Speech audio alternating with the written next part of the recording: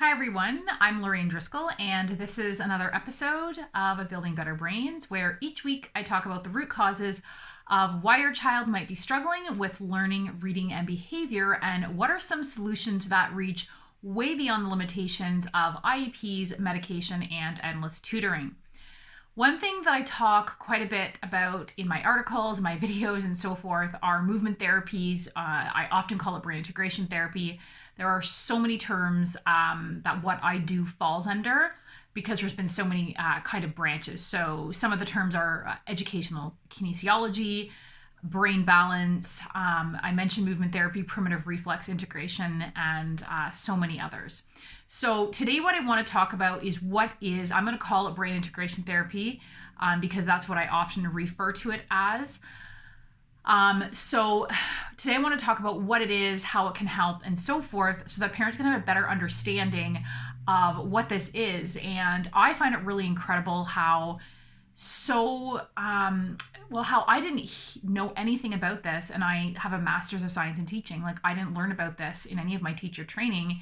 And to me, it is such a game changer for learning issues, for behavior issues, because when my frustration is that in the teacher training, one thing that we learned about was this is dyslexia, this is ADHD, these are the symptoms.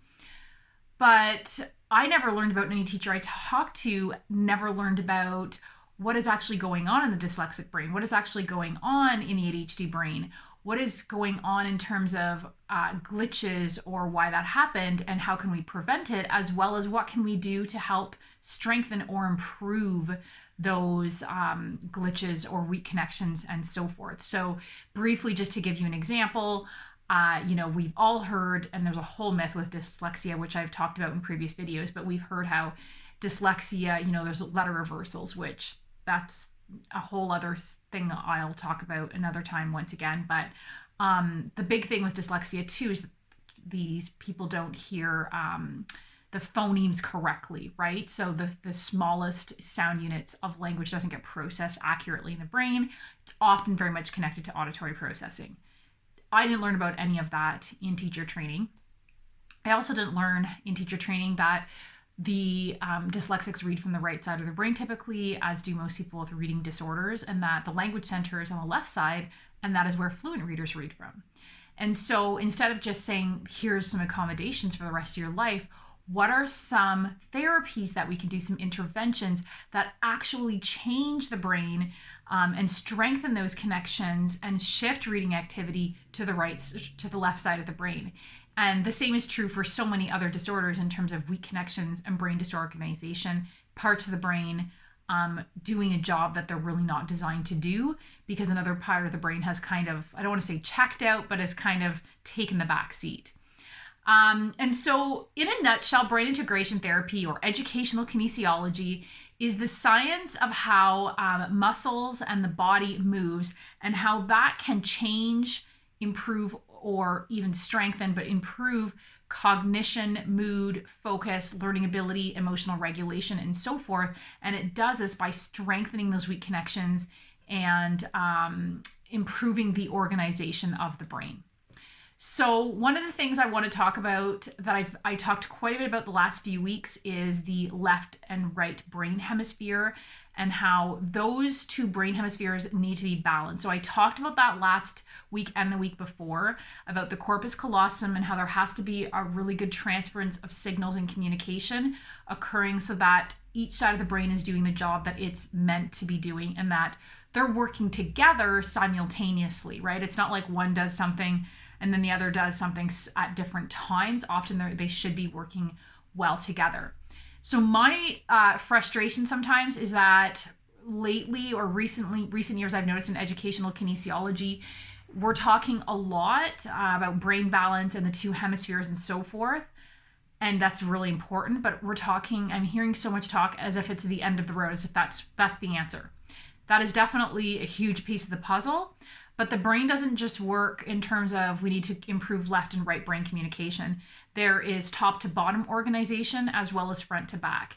So, and again, all of these should work together really well, and they should work together in an organized fashion. And what I like about brain integration therapy is that it is a drug-free approach. So no medication, and it's focusing on addressing the root cause. And I've talked before about how important it is to address the root cause, from many angles, not just brain integration therapy, but addressing nutritional deficiencies, how food sensitivities can be triggering some of these problems, as well as gut health, the gut bacteria, which manufactures many of our neurotransmitters. So you may have heard about primitive reflex integration. I've talked about primitive reflexes before. I'll talk about it in a future video, but basically it's kind of, think of it as your child's baby brain. They're the reflexes that can often be kind of cute that they do when they're young, and it's for their survival. But those reflexes have to disappear. If they do not disappear, usually by around age 2 to 3 years old, then they're going to create learning blocks, which I'm going to talk about more next week. But they will create blocks and make it very difficult for your child to be able to access their cortex, which is the part of the brain that plans, organizes, processes, does all that higher order executive functioning skills that are often so weak in children with learning disabilities and attention disorders. So basically what these reflexes do is that primitive reflex integration therapy helps to integrate, so make those reflexes that are still appearing, it helps to move it in, integrate it into the nervous system so that they basically disappear. So if you've never heard of a primitive reflex, one really common one that we see with all kinds of kids on the spectrum and learning difficulties is the toe walking, right? They walk on their toes. Little or younger children do that. That's a sign that neurologically your child's baby brain is still on. And there's so many others. You can find that on my website. And basically what brain integration therapy does is it ensures that the information that your child is taking in through their sensory system, through their eyes and their ears and so forth, is being interpreted properly, and then it is being sent to the right location in the brain, the optimal location in the brain where that information should be going with the correct timing, and making sure that also in terms of expression or output that it comes out properly as well, which is what we'll see sometimes with kids who have poor speech, whether it's we can't understand our speech or they have a hard time just expressing their ideas with, like, for example, expressive language disorder. So basically, yes, we want that information coming in, being interpreted properly. That is often a huge factor. And then also ensuring, like, kids that, often have ADHD, one of the problems is that it's not just that they're hyper. We often think of it like that's the cause, is that they have a sensory system that's not filtering foreground and background stimuli. Everything becomes important. Everything becomes relevant. So when they're in a busy classroom or they're in a house and there's a lot going on, they can't focus. They have a hard time sitting still because their brain has such a hard time filtering what's important, what's not so important. And so basically poor input, poor receiving that information and interpretation is the hallmark of a lot of these disorders. And so this is why brain integration therapy is so effective, because it helps to get the weak connections in the brain strengthened, and making sure that the parts of the brain that should be doing that job are actually doing that job. So, for example, last few weeks I've given the example of the weak corpus callosum. It's not well developed, and so information has a really hard time crossing from the left to the right and the right to the left. And so one example I gave last week is that often what will happen is kids will have poor memory issues.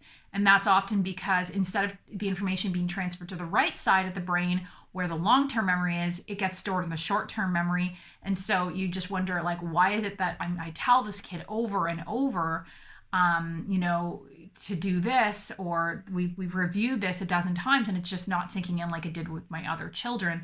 That's because it's being stored in the short-term memory instead of long-term memory. So children with learning struggles, behavior issues, and all that type of stuff, as I said, have that poor communication between the left and right brain hemisphere. And so then they tend to rely, they don't realize they're doing this, but their brain, basically one side of the brain becomes more dominant, and that side of the brain tends to just assume a lot of the roles, and roles that it's really should not be assuming. And so this is what will lead to the slow processing, the poor memory, misinterpretation, poor retrieval of information, all that type of stuff. So the other thing I want to talk about is the other midline. So I talked about in an article the midline, which is that where that corpus callosum is, that runs through the middle of the body, separating right to left. But there's another midline that separates the back to the front. So that's like literally in half the other direction. And that connects the receptive back area of the brain to the expressive front area of the brain. And so when this midline has a disconnect, there will be all kinds of issues with often with expressive language. There could even be issues with weak auditory processing. With children, what I often see, if that one there's a real glitch in, is that expressive language in terms of they've got all these great ideas. They might be better at telling you, but if they have to start writing it down on paper, that's where the breakdown occurs. And these kids will often be labeled as lazy because they can't get out what they're thinking in their mind. This can be the result of speech difficulties or just not being a talkative kid. I had one child, the mom came to see me for something totally different with him. It was more with reading. Once we started working on everything, because that's how these things work, everything improves. Mom couldn't believe that her 13-year-old was much more chatty than they had ever realized. They just thought he was a quiet kid. We did some brain integration therapy and some sound frequency therapy. And she said, oh my goodness, he talks all the time now. He has so much information to share. And he said to her, I feel like I can get it out now. He feels like he can form what he wants to say and it's not so much work. And so the front to back processing can also cause discrepancies with dysgraphia in terms of getting it out on paper, because trying to think about what you want to say and then do the process of writing, which is a whole other skill in terms of literacy and language, is just way too much work for these kids. Okay, so we've talked about right to left, left to right, and front to back and so forth. But the other part of the brain is top to bottom. Processing. So top to bottom. So think of a midline going this way in the brain. And so there can be glitches in all of these areas, in one of these areas, or some of these areas. The biggest sign that your child has this is one of the easiest ones I find to recognize.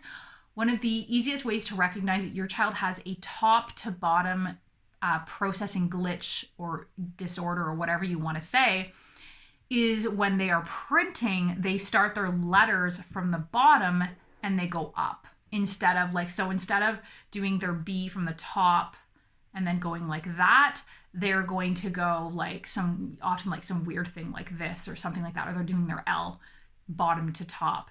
And that is a sign that there's brain disorganization going on and that there's weak connections and so forth. If there is poor top to bottom processing, then things that you might see, often I see, are poor handwriting, poor organizational skills with paperwork or just in general, or even just being able to begin an assignment or a task in terms of chunking information. They become really easily overwhelmed with, how do I break this down? And if your child's brain is disorganized, you'll know, because they will also have a disorganized life. They'll often, their book bag, their locker, their room, their writing, the way they approach stuff, assignments and so forth, can be very erratic and chaotic and so forth. And for sure, kids are not always the most organized people and their rooms aren't immaculate or anything like that. But if it just seems to be much worse than other kids their age, that's a flag that there is brain disorganization going on. Also, whenever there's weak top to bottom processing, this is often where we're going to more likely see problems with dyspraxia. So kind of clumsiness, poor coordination, and so forth. And that can be with gross or fine motor skills. The other thing that reading really helps with, that brain integration therapy really helps with, is with reading. So brain integration helps with even the fine motor skills and the fine skills that are necessary for effective reading, like being able to smoothly track across a page. So a lot of kids struggle. It requires so much effort to decode and keep their eyes centered. They're not aware of all this, but it's just very fatiguing to do that. So they're not taking a whole lot in. Some of them are able to decode, but they're not taking a whole lot in because it's requiring so much effort.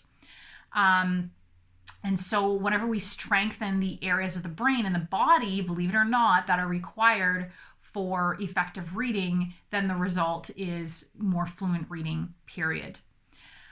So next week, I'm going to be talking about blocked learning gates, and that is very specific to areas of breakdown with reading, writing, learning, processing, and so forth that can happen, and how to identify that. I'm going to provide a little checklist and so forth. But for now, if you found this video helpful, please share. And just know that with brain integration therapy or any movement therapy, the key for success is repetition plus consistency equals change. So it's not a magic pill. It's not an overnight thing. That's why my programs are 6 months. And if you are interested in learning more about my programs or taking the free quiz on my website, hop onto my website. I'll post the link in the comments below, and feel free to schedule a free 20-minute call. Thanks for listening.